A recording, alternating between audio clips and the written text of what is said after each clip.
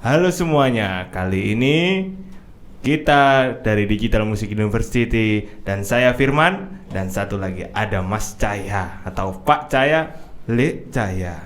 Kali ini video keempat kita akan membahas tentang kompresor itu apa, cara berpikir menggunakan kompresor itu gimana. Kita akan tanya nih langsung dengan Mas Cahya Nandra. Yuk.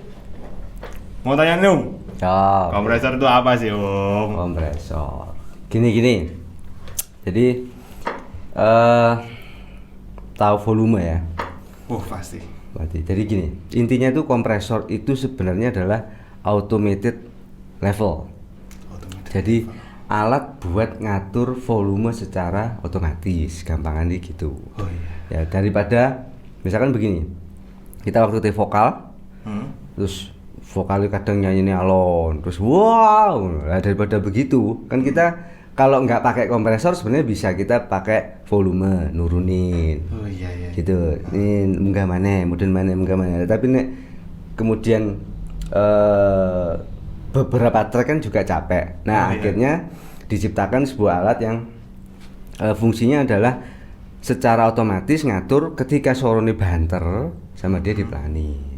Oh gitu. Lelek suaranya alor sama dia nanti bisa diangkat. Nanti konsepnya begitulah kira-kira. Iya. Apa mana? Aku. Gimana sih? Kok orang-orang kok aku denger kompresornya kok lebih cemet lah, terus lebih ngawur lah. Kok waktu lagu pop lebih jedes. Apa dia itu nggak tahu cara berpikir menggunakan kompresor, cuma tahu oh threshold itu inilah gitu. Apa harus tetap ngikutin lagunya lagi? Oke, gini. Kadon niku. Jadi ngene bahas masalah parameter dalam kompresor. Kan ada attack, ada rasio. Terus kemudian ada threshold. Ya, terus untuk mana rilis. Nah, kita bahas satu-satu dulu. Jadi, kompresor itu kan ada 4 parameter tadi: attack, ratio, release, threshold gitu kan. Attack itu kaitannya begini. Nek boso keren itu dia mengatur seberapa cepat kompresor itu aktif setelah sinyal melewati threshold. Angel ya. Iya, ngono. Wis ruwet iku. Ngono. Pokoke nek bosok gampang-gampangan nih, kalau ada kompresor yang diatur thresholdnya dulu, jangan bingung attack-nya ki berapa milisecond iki nengen ki ngiwo diputer wis bola ya tambah ngelu gitu. Yang diatur thresholdnya dulu, biar kompresornya aktif kan begitu. Oh iya. Ya kan? Pernah dulu ada kejadian waktu saya di luar, itu threshold di set plus 6 dB. Jadi munggah. Plus. Dadi 0 iku ndukure maneh. Dadi gak kira aktif kompresore.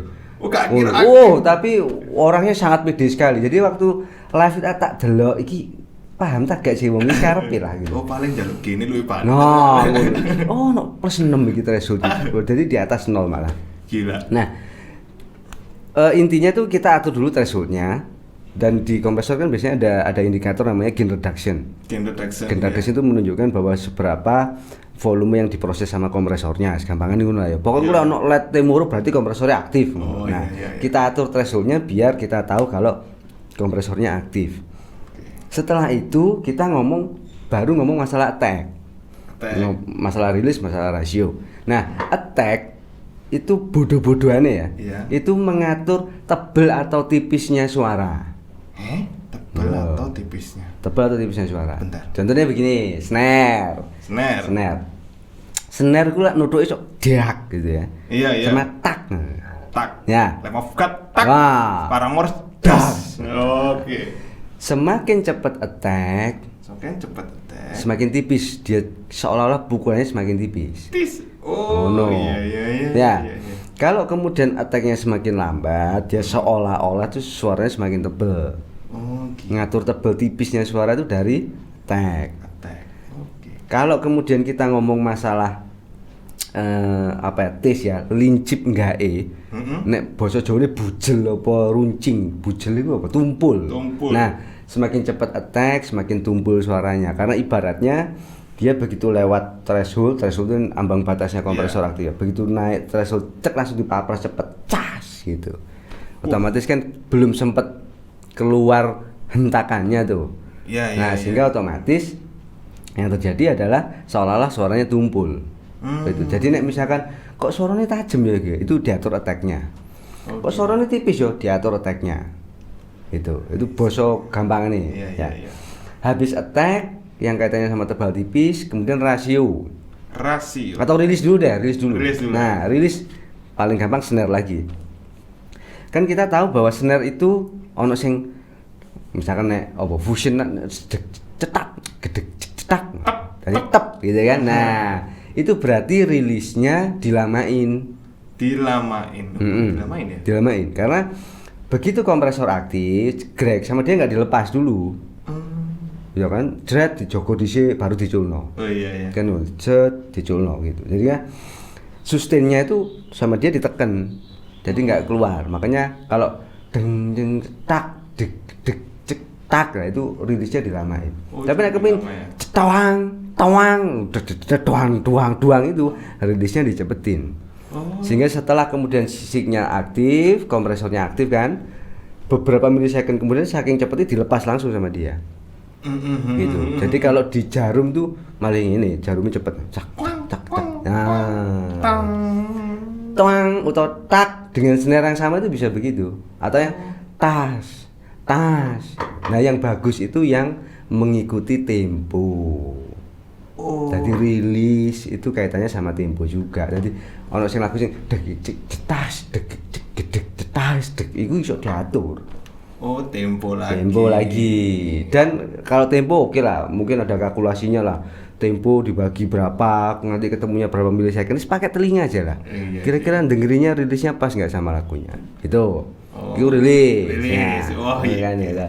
Jadi attack itu ngatur tebal, rilis ngatur buntute, sustain lah ya. Jadi nek snare ku kepingin ringing atau kepingin kayak dikasih damper itu terserah. Nah kan.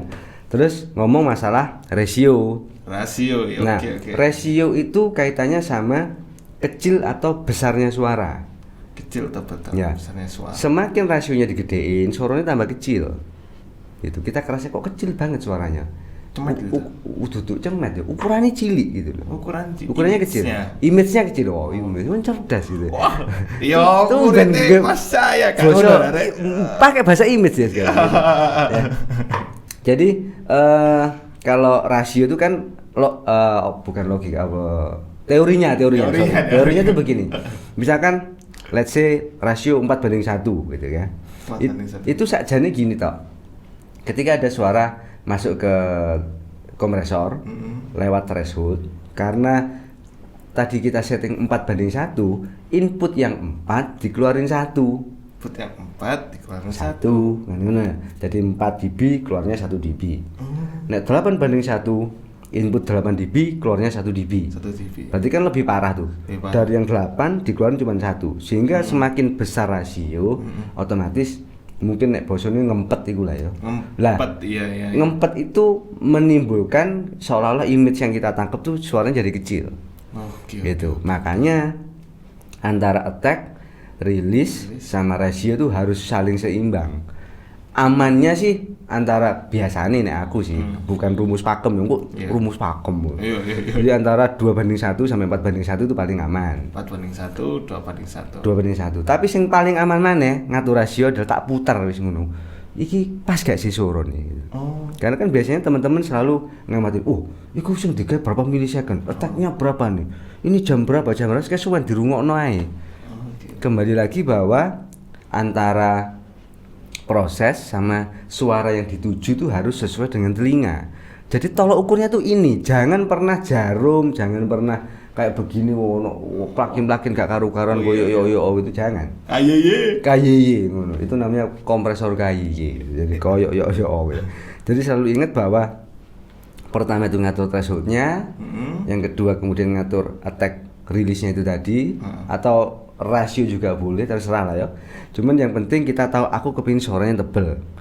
Berarti langsung kita mikir berarti attack-nya nanti agak tak lambatin. Ukurannya berapa milisecond saya enggak tahu. Iya sih. Suara macem-macem lho. Senere dhewe ya. Lho iya, lho kadang tuh yang konyol tuh begini. Om atau Mas mau nanya nih, rasio untuk vokal tuh berapa lah? Vokalnya lho ya opo? Karo ah. Iya sih. Ya kok vokalnya bae ngono. Terus aku setiwas ngomong itu 8:1 ngerti bae salah. Iya, aku mikir berarti salah. Untuk Mas saya tepak nang kelas berarti. Lho iya. Oh, 4:1 iki ngono. Oh, ini ada resultnya segini. Nah, kebanyakan begitu ya. Apalagi nanya gitu ya via internet, via email. Iya sih. Lah, saya nggak dikasih sampel suaranya. Kemudian tahu-tahu ditanyain, "Om, EQ yang baik itu gimana? Om, kompresor yang baik itu gimana?" Lah kayak kamu saya tuh masak ya, sego goreng nang omah. Terus aku telepon awakmu ngono. "Man, iki uyahe sak piro?" Ya mosok ero.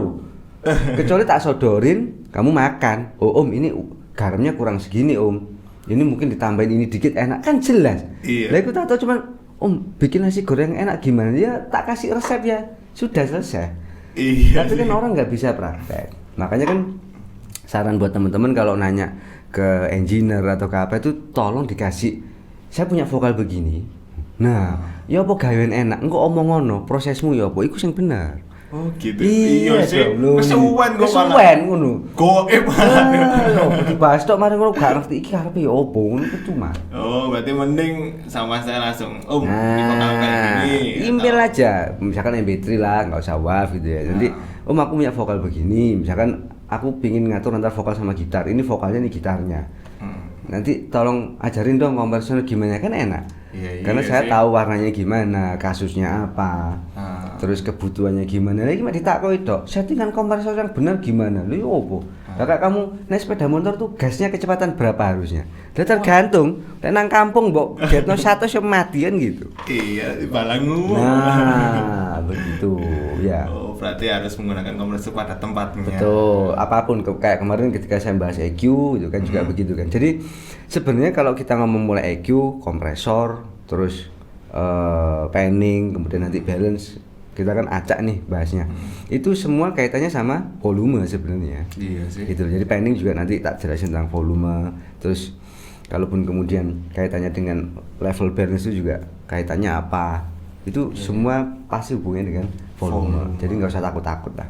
Kompresor bingung, sedudak-dudak kayak. Pokoknya yang mau attack, treble tipis, release, buntut, sustain, gitu. Bosok keren lah, sustain, iya, buntut lah. Kemudian ratio tuh besar atau kecilnya suara. Threshold jelas. Thresholdnya harus kena itu loh ya. Harus kena. Nanti jangan di atasnya ini inputnya itu tadi. Jadi sampai kiamat gak aktif kompresornya, tapi dia nyala yang penting kompresornya begitu. Oke, jelas? Jelas. Siap. Nah, oke. Terima kasih ya, Om. Yuk, monggo. Only at Digital Music University. Di sini kamu bisa berkreasi sepuasnya. Mau jadi engineer R&B ya pasti bisa. Karena di sini sekolah musiknya terpercaya dengan